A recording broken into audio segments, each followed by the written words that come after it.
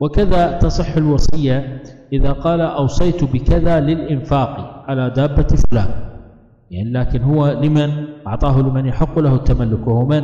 هو صاحب الدابة. ومنها أن يكون حيا، هذا الموصي يجب أن يكون حيا وقت الوصية، حيا وقت الوصية ولو تقديرا، فيشمل يعني الحياة التقديرية أو الحكمية، وليست الحياة الحقيقية، يعني حياة حقيقية أو حياة حكمية.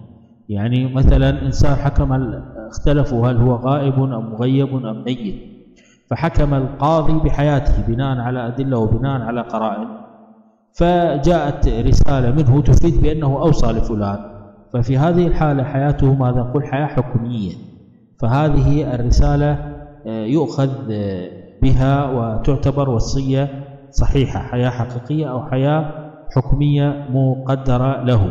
وكذلك من الحياة المقدرة مثلا فتصح الوصية للحمل، لأن الجنين في بطن أمه الفقهاء يعتبرون الجنين في بطن أمه حي حكما، يعني ربما هو يكون ميت أو ربما يولد سقطا وما إلى ذلك، لكن حكما الفقهاء يعتبرون هذا الجنين حي حكما في بطن أمه.